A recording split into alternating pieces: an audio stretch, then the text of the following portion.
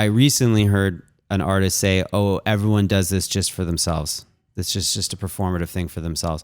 And I disagree with that. I would say that there are things in the world that I think are really important that are from my perspective important. So it's is obviously coming from me, and I can't get outside of that myself.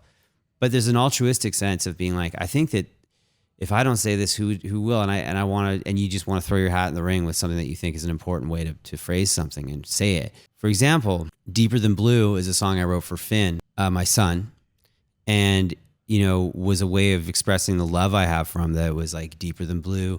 And there's two sides to that. There's it came from an art historian that used to write about, but I used to read it, and he wrote about the color blue being very hard to get to, and it was a really rare pigment that you could never get close to blue in nature. Blue of the sky or the blue of the ocean, if you tried to swim to it or get to it, it would go further away from you.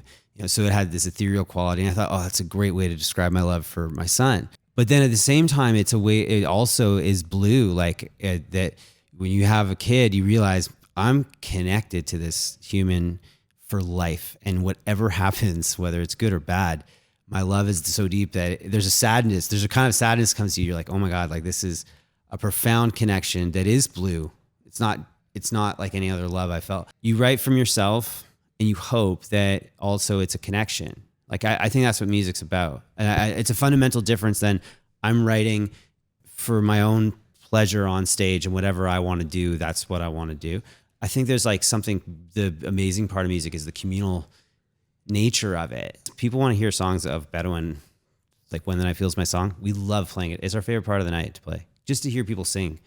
And that's like, so to me, music is the ultimate connection of communal vibration when it comes to like, you don't have to speak the same language. You don't have to know anything about it. Like, it's not like art.